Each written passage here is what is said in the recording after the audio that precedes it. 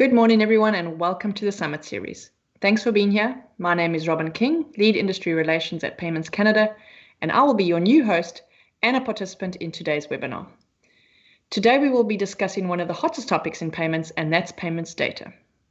We do have a lot of ground to cover, but as always, we will leave time at the end for audience questions. So please use the Q&A box on your screen, and we will get to as many as we can. Now, I'm sure you all know that there are a lot of questions about both the risk and the rewards of payments data. So let's get to the introductions and then we'll jump right in.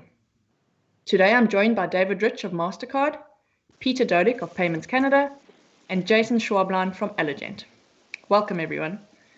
David, let's start with your intro. Yes, hi, my name is David Rich. I head up services for our new payments area or multi-rail environment for Mastercard. And I also head up our economic and financial crime solutions across Mastercard. Thanks, David. Peter? Thanks, Robyn. Good morning, folks. My name is Peter Dodic. I'm the Chief Risk Officer here at Payments Canada. Payments Canada, for those of you that are not aware, owns and operates Canada's national payment clearing and settlement infrastructure.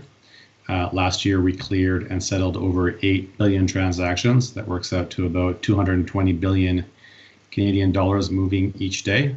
As CRO, of course, I lead the risk function, but I also lead the compliance and internal audit functions. I've been with Payments Canada now for 2 years. Before that, I spent 15 years at a large Canadian FI working in finance and corporate development and enterprise risk. And in a former life, I worked as an engineer in the BC forest industry. So thanks for having me on, Robyn. Thanks, Peter. Jason? Hi, good morning, Robyn. Welcome, everyone. My name is Jason Schwabline. I'm Chief Strategy Officer for Alogent. Alogent is a US-based organization that services the payments needs of a very broad audience inside the United States, Canada, and the UK. We have a 20-year lineage that started with check and payments processing that has moved into full-on. Our mission statement is about digitizing the transactional journey. So we process not just from the acquisition side. So we're a small organization, but we process a very large amount of volume through solutions that are used in 2,400 institutions in those three geographies. And that can be in anywhere from the acquisition on a mobile device, at a teller branch store, online, all the way through lending and other digital journeys. So I appreciate everyone having me here today. Thanks, Jason. Mm-hmm. Okay, so let's start off by talking what I mentioned earlier is both the risks and the rewards of payments data. Now, we all know that we've heard that data can unlock infinite possibilities in the worlds of payments, but we need to be aware of those potential risks that are involved. So tell me, what does it mean to each of you and your respective organizations? David, I'll start with you again. Thanks.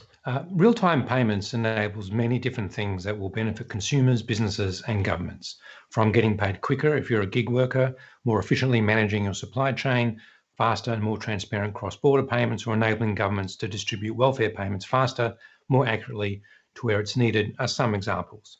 The underlying data for faster or real-time payments uses the ISO 20022 standard, and with that comes a significant increase in available data from the payments transactions themselves, which enables richer, better, more relevant data analytics that helps drive value. For example, being able to understand and manage cash flow or liquidity as we move from the world of just-in-time manufacturing to just-in-time money.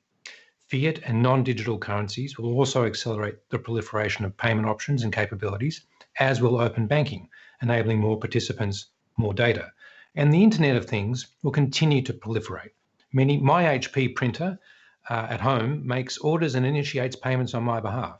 The number of interconnected devices doing this is growing exponentially. Unfortunately, this also allows for organized crime to exploit these ever-increasing interfaces. Account takeover, authorized push payment scams, money laundering from human trafficking or terrorism financing as some unfortunate examples.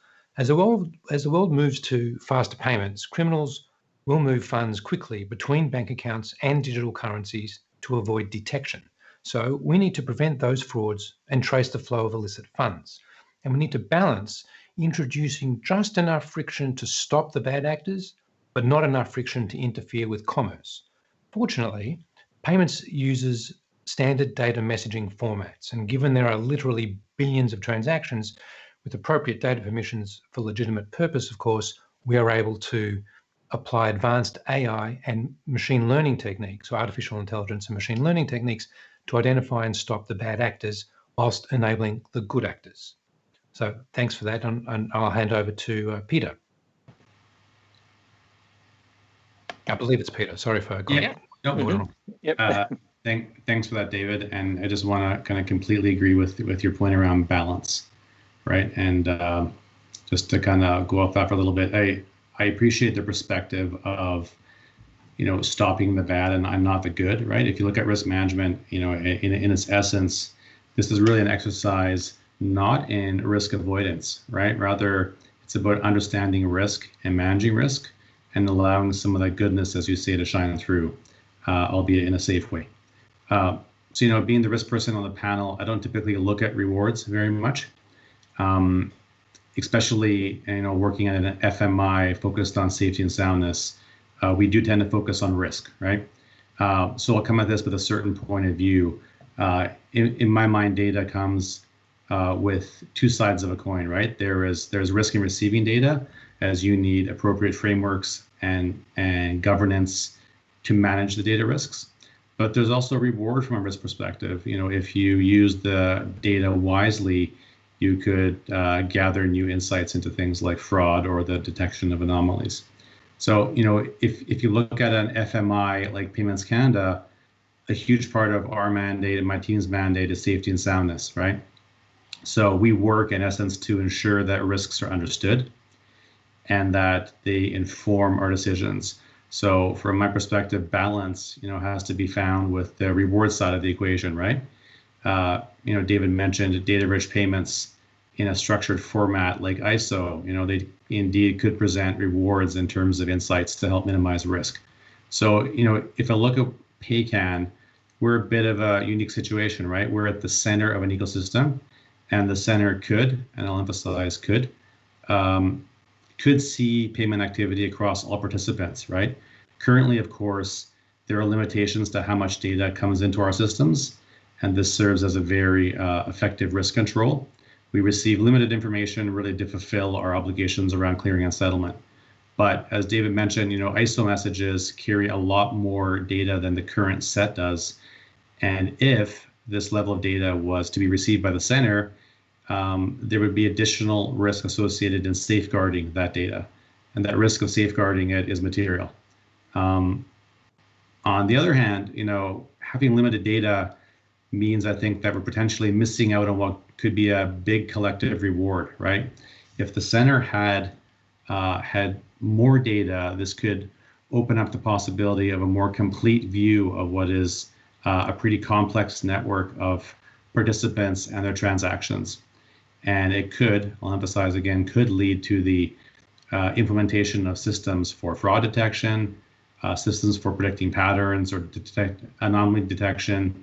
The reward could be an overall reduction in risk related to financial crime, as well as maybe an opportunity for us to get better at forecasting. So, Robyn, really there's two sides to the coin, right? We see risk and we see reward in the payments data. Thanks, Peter. Jason, from your side? From my side, I have a slightly different lens. I agree with the points that both Peter and David made, but I'm a solution provider to financial institutions that go direct to consumer. So my interaction with the consumer is very light, if not at all. I happen to have transactions that occur through a mobile device. At least a third of them occur that we see now monthly with digital adoption up. But for me, I see it almost as a democratization of the user journey. In our behaviors over the years, as we moved towards real-time payments and faster payments activities, what we saw was originally we used to have this user journey that was more siloed. There would be a consumer behavior, there would be what the FI is doing, inter FI as well, in addition to what would be happening perhaps in the small business to corporate entities. I don't think the user journey is so different anymore. And what I mean by that is, as the payments and the relevancy of it being available in real time with instantaneous movement, all of the pieces that both David and Peter spoke about, from fraudulent activity and knowledge of such and all, grow in importance. It doesn't change in importance if I am a small business or if I'm a consumer or if I'm a corporate. Those tools now are readily accessible across the enterprise. So when we talk about, Peter mentioned the word ecosystem in there. When you talk about what a payments ecosystem looks like now, it's very, very unsiloed. The risk as to where the transaction is being acquired and where it's processing and when it's available runs the gamut across the groups. So for us, what I'm looking at providing a set of tools across the enterprise to financial institutions that makes the experience the same across all of those user behaviors. So that journey, and I'm going to use the word democratization again, across all of that is the same set of tools. It's not siloed solutions per channel. And I think data and its relevancy inside that payments journey changed that completely, because without that data, we would have never seen that consumer behavior was mimicking the same inside some of the corporate entities. Now, is it exaggerated due to volume, et cetera? Absolutely. I don't want to take anything from a large corporate or from a group of processors that are moving more data, more transactions. But if I look at it at its lowest common denominator, it's a very similar journey. When you take that data, I think for us, one of the number one things that's going to be taking place for us, and we're seeing it now grow in multiples, is what David had mentioned about the relevance of things such as AI, machine learning, all of those components that are out there. Those used to be a luxury item and a nice to have, and people would gravitate to doing that. Now it's table stakes. If you have data, you have responsibility, not just on guarding it, maintaining it, gathering it, but what are you going to do with it? And with AI, it creates actionable data. I think what we did was, through the pandemic, especially as we see, because we're all still living in it, we've seen a solid year of data collection looking ever more present as importance. But really what we're looking at now is the next stage is it actionable data? What are we going to do to it? Are we going to apply intelligence to it? And I think really what's going to happen is the next stage of that journey that we're all on is going to be not just gathering that data and intelligence, detecting activities. So, when we talked about the criminal behavior, they're going to show up just as fast as people want the money and movement as well, right? Criminals are going to know the actions on that data because they're accessing it, no different than all of us in the processing arena. So we have to build these constructs in place. But I think the final piece of that journey is to combat that. We not only take that data and look at it from how to action, but then it turns into predictive behavior. So I think that's where the applications of things like machine learning come into play. And again, it's not a luxury item anymore. We're not talking about things like Moore's law and changes in computing power that are exponentially over multiples of years with transistor power. These things are happening quickly as adoption goes up. And I think the digital adoption that we saw that's occurring during the pandemic will do nothing but change the relevancy of that. And it'll be here to stay. Yeah. It really just shows what a multifaceted issue this is. We can look at it from the macro versus the micro environment that this will sit in. The areas of impact around payments data. I think a couple of you, David and Jason, talked about the AI and the Internet of Things and all of those things that go with payments data. And even from the user perspective, Jason, you touched on it, from a consumer to a small business to corporate, even to a bank, it means different things to different people, but it's also the same in a lot of aspects. So it's just such a complex issue when you start scratching the surface of it. And that leads me to my next question. So how do you balance the voice of a consumer or a business saying that they want bigger, they want better, they want faster, and they want lots of data, but they also want the foundation of safety and soundness? Peter, I think I'll start with you for this question. Sure. Thanks, Robyn. That's an interesting question, right? Balancing voices and a risk, particularly as an FMI that sits between voices and risk, how we manage that. And as I mentioned earlier, you go back to the heart of it, our mandate at Payments Canada is to ensure safety and soundness, right? So the trick is to do this while taking into account the interest of payment system members, regulators, and stakeholders, right? And, if I go back to first principles, Payments Canada, must consider its own risk appetite as it takes on risk, right? I mentioned earlier that it's not an exercise in risk avoidance. We knowingly take on risks. We understand risks and we can mitigate them, but the key is to do it while following our mandate of safety and soundness.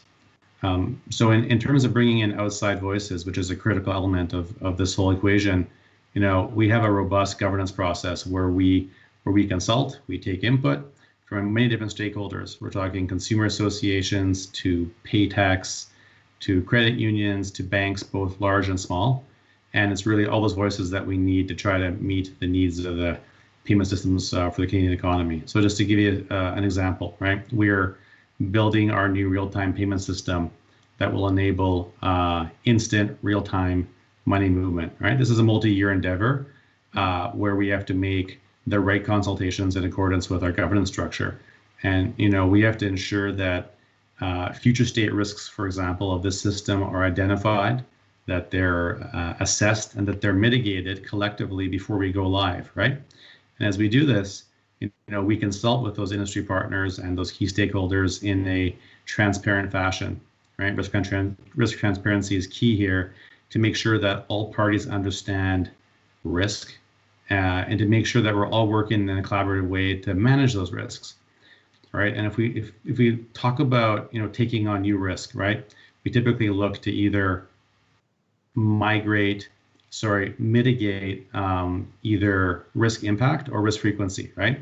So if you look at my group, sometimes we leverage tools or data to look at risks in both the current and future state. And I think a material piece of that analysis involves educating some of those external voices. So, we're currently implementing a new high value payment system, and we've designed a financial risk monitoring framework that enables us to stress test and to validate the risk model to make sure it works given the market conditions, right?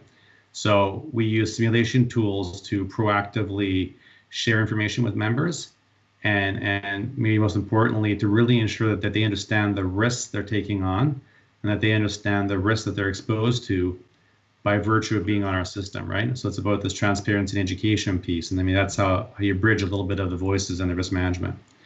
One final thought here, just around innovation. Innovation can present opportunities to both meet market and policy needs, but it can also help us better manage risk. So, we're developing this real-time payment system. This is definitely an innovation play. It will enable our members to offer their customers the immediate movement of money, right? And it's this instant speed, which won't give a bank, for example, much time to do fraud checks. So we have a steering committee for fraud that is looking into the possibility of building a centralized fraud solution in this new real-time payment system, right? The centralized solution could, I'll emphasize could, use new payments data and leverage a network effect to produce unique fraud insights, right? So yes, having real-time payment system can present new risks, but it can also present opportunities to mitigate risk, which is exciting. So Robyn, if I was to kind of summarize, balancing external voices with risk management in my mind means understanding risk appetite. It means understanding your current and future risks. And of course, it requires effective governance to gather kind of that diversity of voices that come into the equation. Thanks, Peter. Jason, what does this balance mean to you? I think it's interesting that those words about those voices that Peter had said.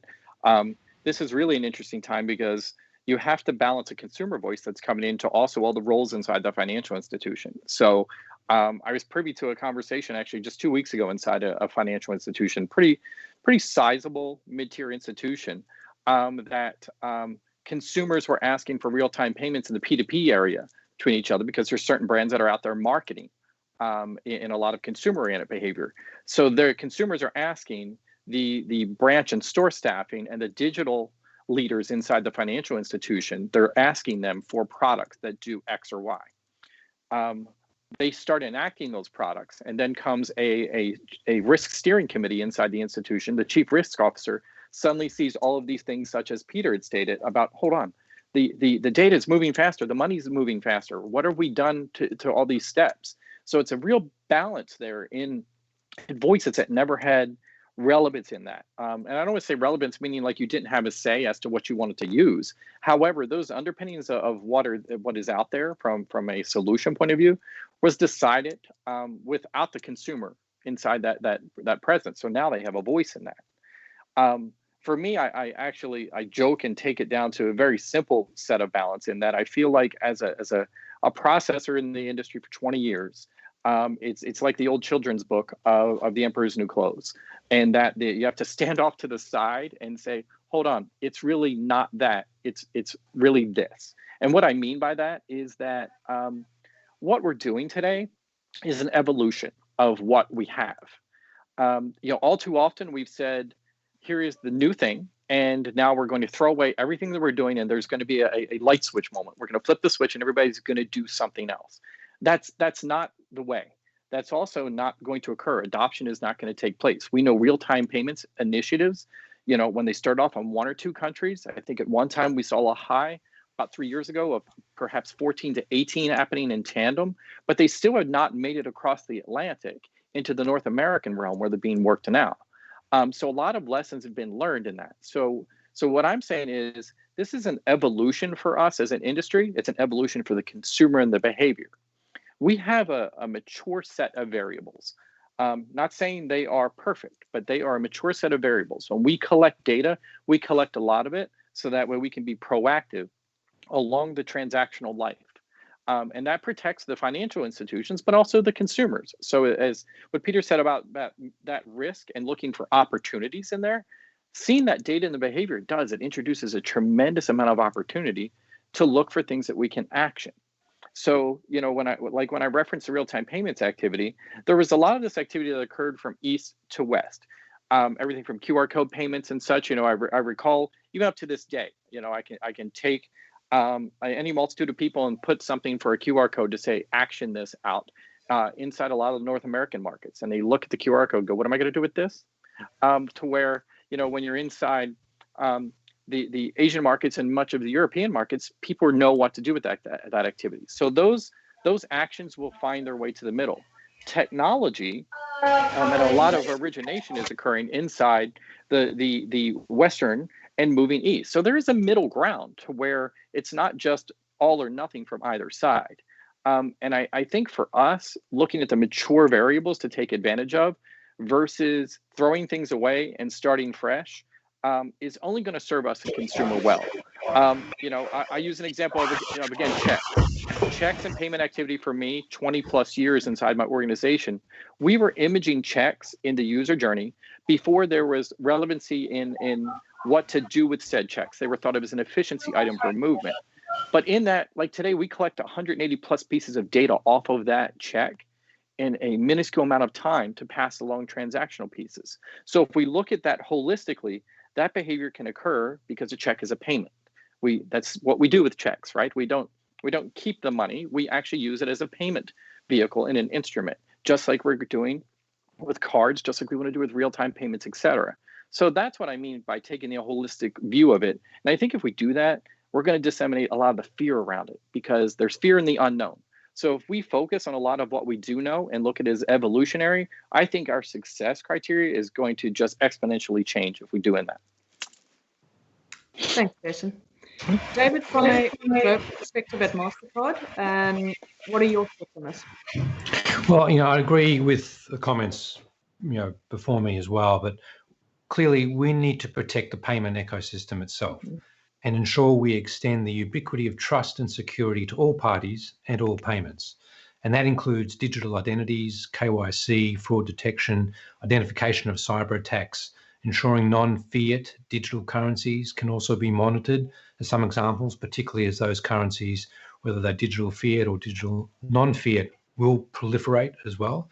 And to do that, we need to look across the entire payments network to identify and prevent the bad and trace illicit funds as soon as money leaves an account without introducing too much friction into commerce, as we've said. So in effect, balancing, defending the good and fighting the bad. Helping to protect the ecosystem from economic crime also protects the financial institutions and, in fact, all users of payments, including businesses and supply chains, to help them avoid account redirection, or it could be, as people have noted, the check fraud as well, making sure that we can identify that and stop those sorts of frauds, as well as the retail type of fraud. And given the sheer proliferation of people and devices interacting to make payments, we can't do it manually. We do need to apply advanced contemporary techniques such as AI and machine learning, excuse me, as some examples, because the volume is really quite astounding when you interface and you count up all the various interconnecting devices, equipments, mobile phones, people, transactions, and then you link in the people accessing via fiat currency and the non-fiat currency and the digital sort of wallets and so forth. It becomes so much volume that it's easy for criminals, unfortunately, to create new and new methods of fraud and money laundering. So unfortunately for us, the criminals are constantly innovating. We need to keep innovating as well to stay ahead of the bad guys.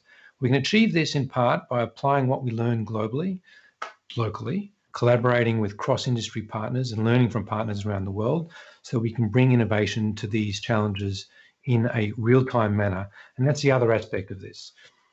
When we talk about real-time payments or faster payments, there's no point in trying to analyze this 3 days later because the money will have gone and it will have moved through various banks, through various institutions, and maybe even out of into cash or into non-fiat currencies or whatever it may be.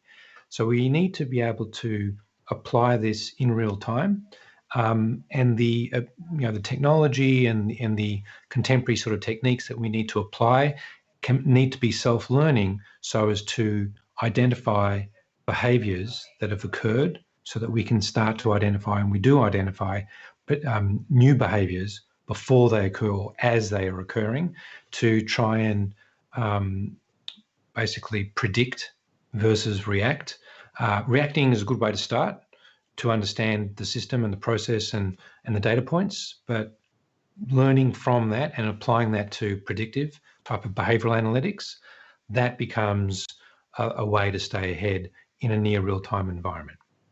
Thanks. Thanks, David.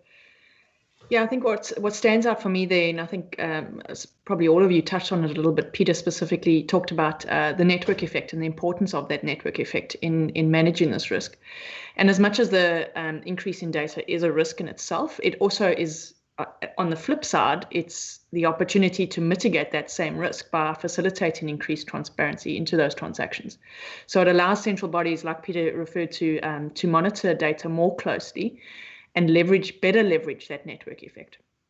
I do, though, think that some people or entities may want a lot of data, may not necessarily need that much data. And, we've got to balance that want versus the need in order to manage the level of risk that we're exposing ourselves to.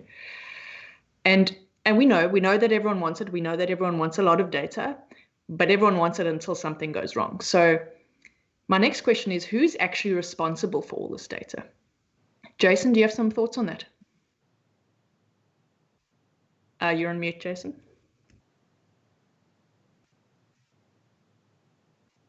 There we go. Thank you. I do actually. I find it very interesting because there's things that we see from consumer behavior that we find from industry into tangents that we find our way into the financial services industry. And I think data is a very prevalent example on a consistent basis in the media for us. Everyone wants data collection until it's creepy. Then no one wants it, right? You see announcements, and it can go across the gamut. It can go across news agencies, social media, you name it. So financial services is not going to be safe from that. So when you look at data, you had made a statement, and so did Peter actually, around people want the data, right? Everybody wants data. They want this abundance of data. I know through our industry, and just in my 20 years in the industry, you've seen a prevalence of data lakes and then a lack of data that people wish to collect and store. The reason being is because it's a learning curve that people go through. So what we see is we always think we need more data. In turn, what happens is everybody collects the data, then it becomes so ornery that you look at it and you're like, I can't do anything with it. So instead, I have to take a new focused look, and then you put up another tool next to it. I think the difference for us now, though, is AI. what's going to happen with the prevalence of AI for us is the inclination will be to say, right now you think, give me all the data and I'll figure a way to sort through it. That's not going to be the end game. The end game is going to be taking the focus data that we need. The amount of data that we end up discarding that's not relevant to the need that we need for either looking at transactional modeling, for looking at predictive behavior, for risk assessment, for consumer behavior, all of that is going to be far more finite than the abundance of data that sits out there. So when you say about who's responsible for all this data, the reason I gave that example is because, you know, the custodian of that data, very much like Richard said about in there related to, you know, it's looking to trust, that trust quotient that's in there. When you look at the custodians of the data, those are going to be the people that are responsible at the time. Certain people in the industry are better than others, and that maturation will come like it has with other industries. I think a way for us to guard against it is, again, sticking to the data we need versus collect everything and worry about the discarded pieces, because all too often some of those discarded pieces are the ones that the criminal infrastructure is looking for. We are not focused on that. We're focused on the other piece. So what's going to occur is everyone wants to be a team player in this model. We all want to get the consumers live. We want to get the financial institutions and the processors, everyone in the ecosystem, we want to get live. And then the moment that there is going to be a breach of sorts, or it could be even one small transaction that's intercepted, but it's sizable to the consumer, suddenly it's going to be not me in that journey. The other person did it, because we're all going to be concerned about who's going to own in that trust quotient. It's not just owning the financial piece. I think the trust word being used in this webinar more than once is very important, because the losing trust somewhere in this journey on transactional pieces and data, and then somebody tracing back that, yes, I do gather this piece of data, I do analyze this piece of data, and I'm also the custodian of this piece of data, is going to be very interesting to the consumers as they learn what's going to happen with the reaction of these payments. So what I think is going to happen as the newness wears off, you're going to see a lot of this activity change, meaning who wants to point a finger and say it's not me, and instead it's going to settle into a lot of today. I'm the originator of the transaction, so I will be the person who bears a lot of the risk. Once I move the funds, the destination then owns the risk of where that piece sits until it's in the consumer hands or in the business entity's hands. So I think we are, again, going to be in a transitional step as to who's going to own that data. To me, it's going to be who owns the data and who owns the transaction in those presents. All the pieces in this trust quotient will be looked at time and time again. But again, I believe, you know, Robyn, that we're going to really move back to what we do well today.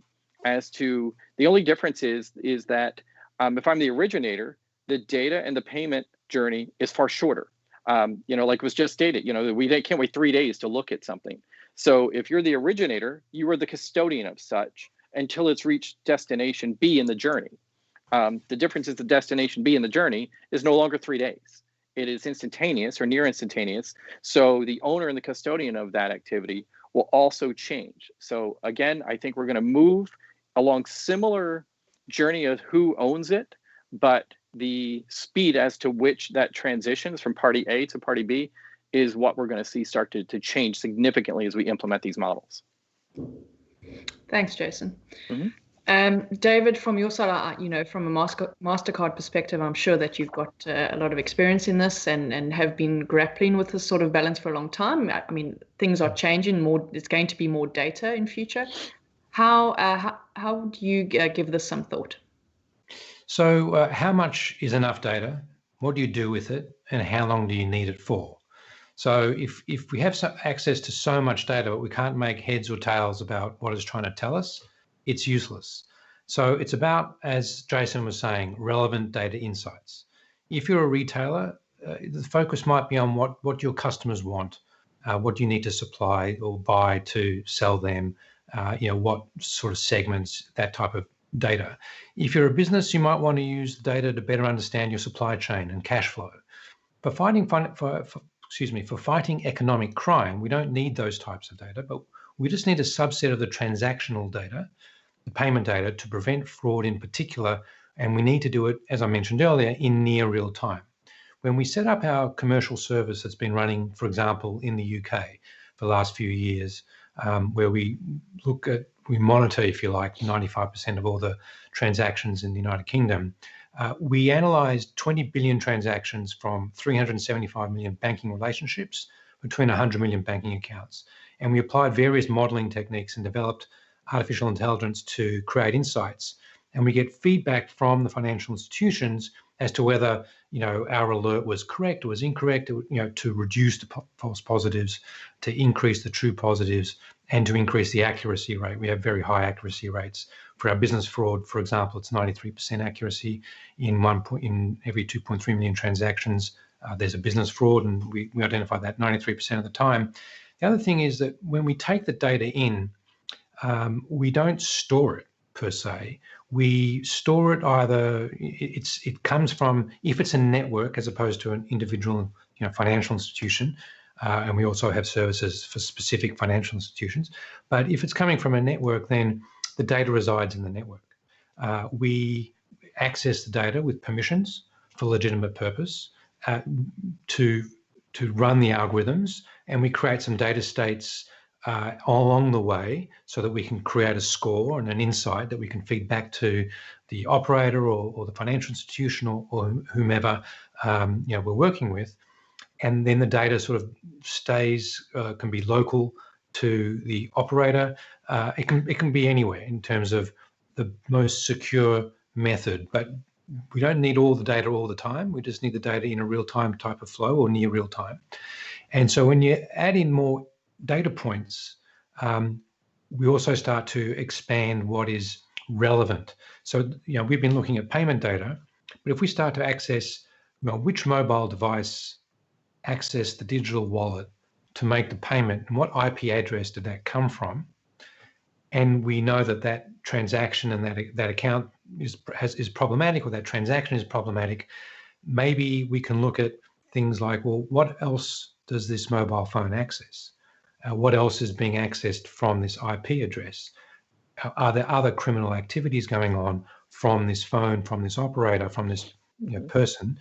And does that phone number appear in other bank accounts? So there's all sorts of other things we can do. But again, it comes down to getting the right information, using only what is needed when it's needed, and ensuring there is model governance oversight. Because that's another important aspect. What goes into these models, and if you want to review, it can't just be a pure black box. We have a variety of different classifiers so that we can have an understanding of why an alert was raised or why a thing scored this high versus that high, and then we can peel back that onion a little bit and understand what were the major inputs into that sort of classification.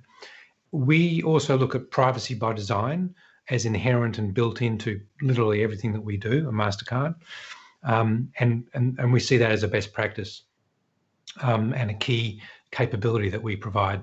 And we also have to ensure that we have the relevant data permissions to allow us to effectively fight crime. So the permissions is really critical. Can't really do anything without the appropriate permissions for the appropriate use cases.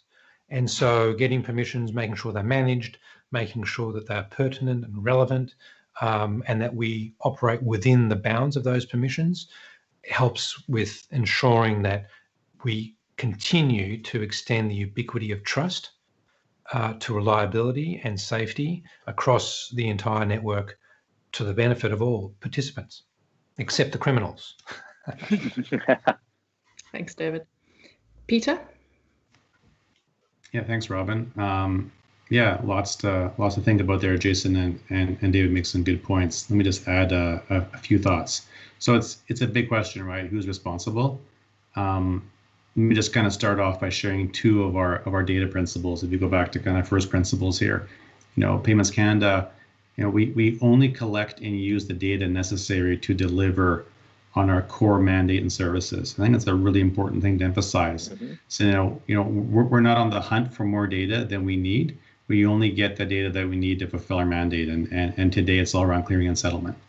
We have information governance, we have technology, we have controls, and we have a process in place to protect, member data. So if I can get to your question a bit more directly, my sense is that the responsibility for more data that's now in the system or will be when we get the new modernized systems, it will fall on all the players really in the payments chain, right? I think Jason mentioned there won't be much change in where the risk lies. I think FIs will own much of the responsibility, but the change is that there will be much more data to consider and to govern in a modernized system than there was before, right? So ensuring things like confidentiality, ensuring things like data integrity is likely not any different than what our members do today. We're just talking about a larger volume of the same critical, important data that we've always safeguarded. Of course, additional controls will be need to put in place, right, to ensure that integrity and confidentiality as data is passed along the value chain from one partner to another. As mentioned a bit earlier, it is important to be proactive in protecting against, emerging risks. And of course, with new functionality, our organization will have to evolve our rule sets and our policy frameworks, and ultimately have to evolve our culture a bit. And let me just kind of finish with that thought around culture. I often speak around our organization about the importance of risk culture. If I go back to the original question, for me, it's not so much about assigning blame if something goes wrong. For me, the important exercise is really around building a risk culture across an enterprise to help stop an incident before they happen. And that's really the key, right, is to be proactive and not reactive, right? A risk culture is really where everybody from the three lines of defense understand that we all own and manage risk, right? So, my colleagues don't forget or shouldn't forget that everybody in essence is a risk manager, right? And we all have a role to play in managing risk both internally and for a broader ecosystem. And that's really the value that an FMI brings. So thanks, Robyn. That's a good question. Thanks, Peter. It's been so that's all the questions that I have from my side. It's been a fascinating discussion. As promised, we do have some time for audience questions now, and I see we've got quite a few to answer, so we'll get to them. The first question is actually quite a big one, so I'll start with Peter, but I will go around the room to get opinions from Jason and David as well. The question is, could you discuss privacy regulation as it applies to the collection and use of data? Use for fraud prevention may be permitted, or at least implicitly permitted, but broader uses would appear to require express consent from the individual. Mm-hmm. So Peter, I'll start with you. Yeah, I'm sure that Jason and David will have a different perspective, but use of personal information is not our game as an FMI, right? We currently don't have access and don't use personal identifiable information. We get a thin set of data called a Y copy, which just enables us to clear and settle payments. And that's that part of we get enough data to do our mandate and nothing more. We're not looking for more. And in a new real-time system, yeah, if we get there, we would look to build a centralized fraud solution that, again, would have enough data to enable that functionality, but we wouldn't go beyond that mandate to mine data and to get other insights beyond just the core requirement of managing fraud. I guess the one wild card probably in the Canadian jurisdiction is there is likely new privacy regulations coming in the future, and we'd have to see how that impacts both FMIs and institutions and paytechs alike. I'm sure things will change and it will probably get tougher, not easier going forward. Yeah. David, anything to add? Oh, I can't hear you, David. Oh, can you hear me now? Yep. Okay. So I agree with all of that, and I just further add that from our perspective, we would only use data if we had the permission to do so. Regulatory compliance is, it's mandated and it's a given. Of course, we're going to be compliant with whatever the regulations are, but we hold ourselves to a higher standard, frankly. Different regulators around the world have different standards, and we hold ourselves to the higher standard. At the end of the day, we have a lot of data access, data right governance procedures in place, so there can be no unilateral decisions to do anything. And we only basically ingest the data that we using to operate the business, and that's it. If we do work, analytic type work for anyone, it's with permissions. Otherwise, we wouldn't do it. So permissible use is critical. In the area of financial crime, we don't even, like in the UK and other markets, we don't need personally identifiable information. I mean, the payment itself has enough information in it without the PII, and it still enables us to really accurately identify money laundering and fraud and prevent it. And we're very accurate, considerable amount of time with really low false positives. So we don't need a lot of PII. I mentioned earlier that if we were to take extraneous information about behaviour in the world of the IoT, are these devices, these access points behaving abnormally or participating or linked to fraudulent or money laundering behaviour down the road, having that with legitimate purpose to stop crime can help, but only if in the end of the day the analysis is we can access that data because we have the permissions and the rights to access that data, then great. But if we don't, we wouldn't, and we wouldn't ingest it in the first place. So very careful about ensuring privacy, security, and the trust is the key, because if anyone breaches any of those other things, the trust dissipates. And so, if we're working with payment systems operators or financial institutions or whomever it may be, trust is a very significant thing. Yeah, I agree. Thanks, David. Jason, anything to add from your side? Yeah, I love what David said there around the fact that we hold ourselves to a higher standard. And I think that's key. And the question that was asked, it was a very enveloping question, like you said, but there was a mention of locality, privacy, personal, all of these pieces, right? If we hold ourselves to a higher standard, and I say we all just went through, say, we talk about the 3 geographies that I named that I work in heavily. The actions inside the UK of GDPR are also actions that I'm looking at in the other markets to say, if I'm implementing those now with opt-ins and other things, well, then that has relevancy to hold myself to a regular standard that's higher than the others. So adherence to that is very important. I think the privacy that occurs inside a real-time transactional ecosystem is different with the consumer or the small business opting in to use the solution, right? So if we talk about the gathering of that data, there is an opt-in step to say, if you wish to take on the risk quotient of moving this monetary transaction faster, this is what we need you to opt in for, so we know a little bit more about you. But I think, just like David and Peter both said, that only has a finite amount of relevancy. The remaining pieces of data out there that are obfuscated from the consumer behavior and the transaction, I think, is where we can see some modeling and other pieces of behavior. So the relevancy in that changes in what that trust quotient is, because, like the example that was given earlier in the conversation around looking at the device and what's occurring, we see far more interesting activity around the presence of the device, and perhaps was a payment executed on a mobile device within 15 minutes of the same mobile device, yet the geographical differences, just because of spoofing or some other entity that occurred technologically, right? It changes constantly. Occurred it occurred 2,000 miles apart from each other in 15 minutes. We know through taking predictive analytics, there's absolutely no way that physical device could have made it 2,000 miles in 15 minutes to execute such. So that tells us a better story.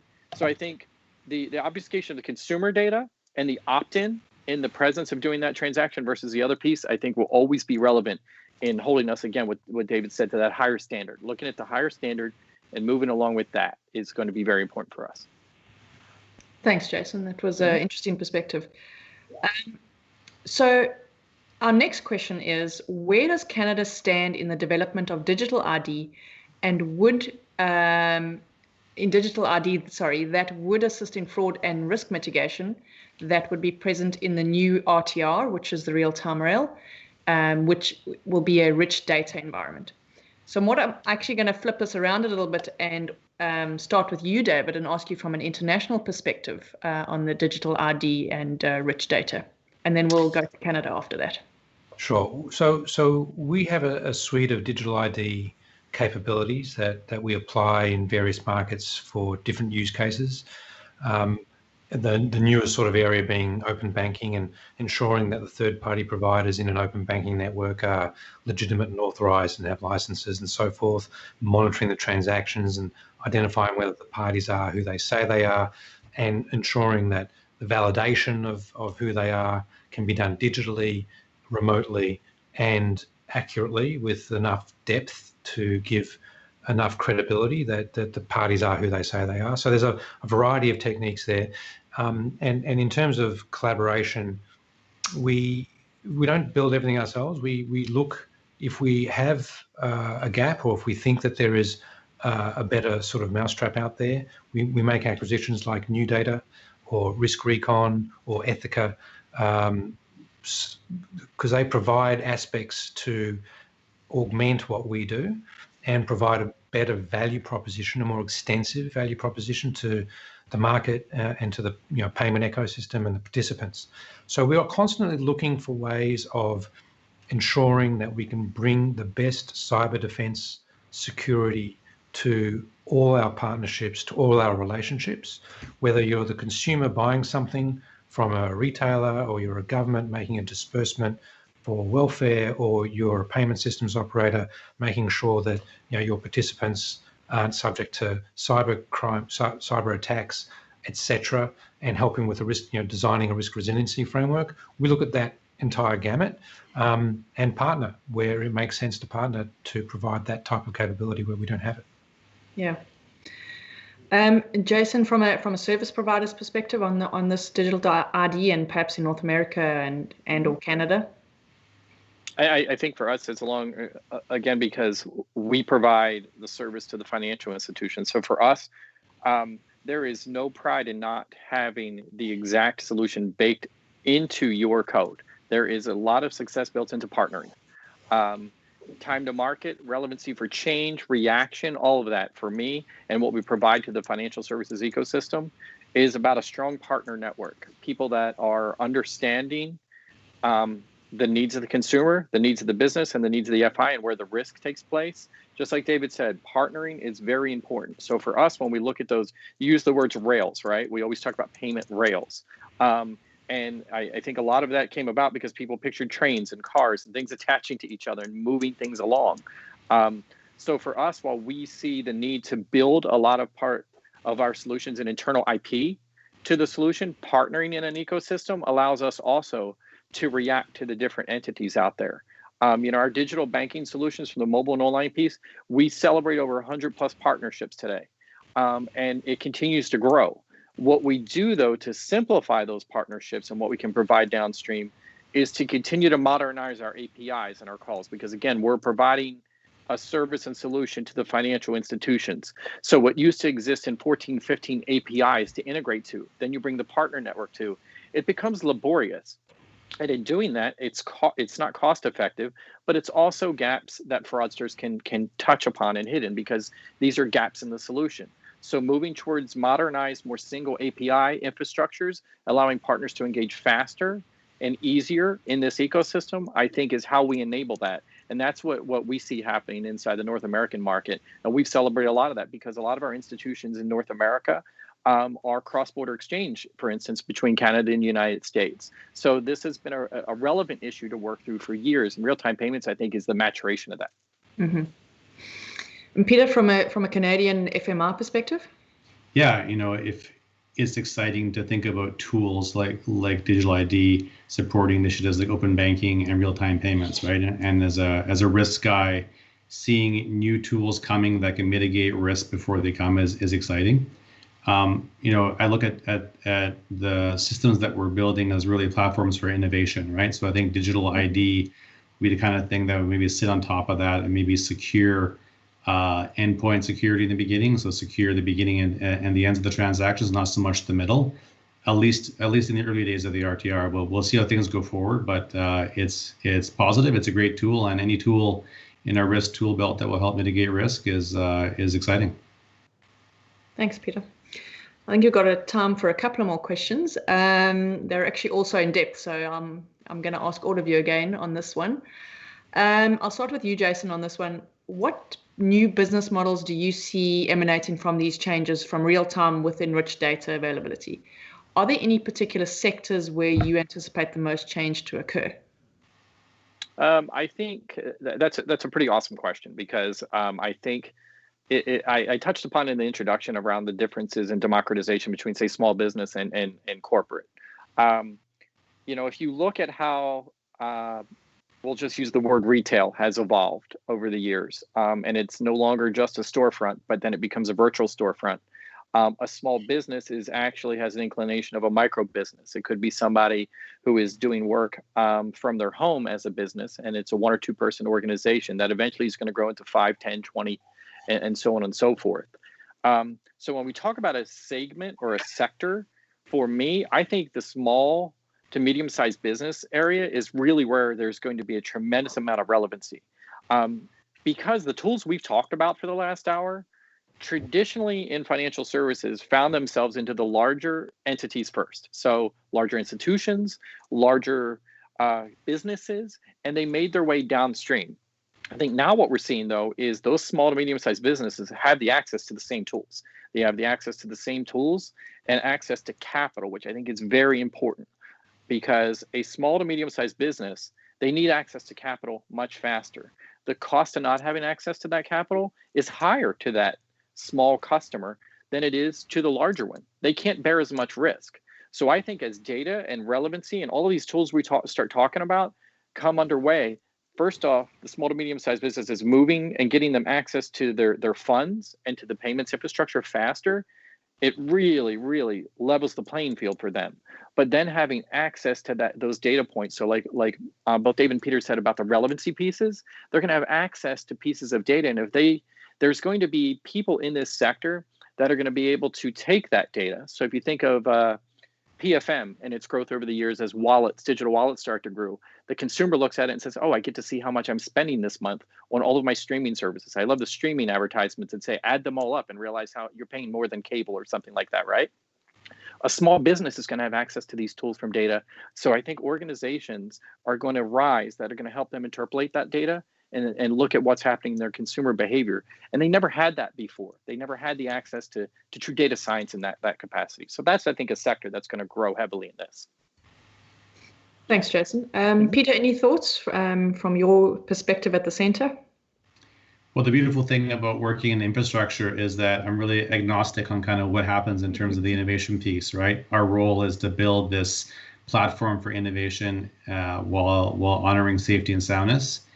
And then we'll let the businesses figure out who can build a better mousetrap. But as a consumer, it's definitely exciting to see new options on the horizon, and we'll see where it goes.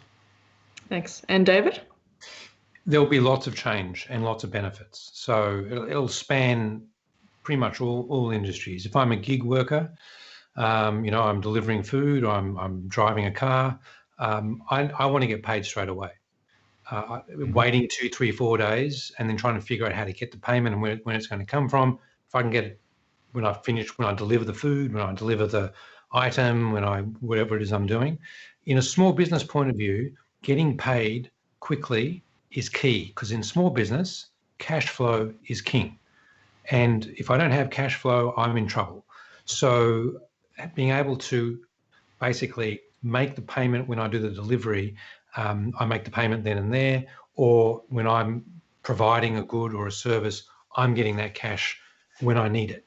And then you go into the corporate world, and there you'll see supply chain. If I pay sooner, I might get a discount. I have to reconcile on my accounts payable and my accounts receivable. That's a big job, and that's tough to do. And that means I'm always trying to figure out, what is my cash flow? What is my liquidity? If I have better visibility with tools to assist me in forecasting liquidity and modeling liquidity, I'll be better off. I'll be able to give better terms to my suppliers, etc. And then in the government sphere, a similar sort of thing. I mean, how do I disperse the funds? Are they going to the right place at the right time? How am I making sure that banks, from a stress test perspective, are able to interpret and understand what the stress tests could possibly imply and how they respond to their regulator. There's a huge array of positive use cases here that will really benefit. And I keep on thinking of the manufacturers moved into the world of just-in-time manufacturing to improve the efficiencies of the supply chain. We're moving into the world of just-in-time money. Yeah. Right. So if I get just-in-time money and I marry that with just-in-time manufacturing, the efficiencies we got in JIM is going to be the same as the efficiencies, or we're going to see those sorts of efficiencies. So a lot of positive change. Thanks, David. Well, thank you all so much. It's been a fascinating conversation, and it's been an absolute pleasure to have you as my panel for my first Summit series. And with that, we are at time. Unfortunately, no more time for any more questions. Just to let you know that our next webinar will be taking place on the 25th of March, and we will be discussing digital payments and artificial intelligence.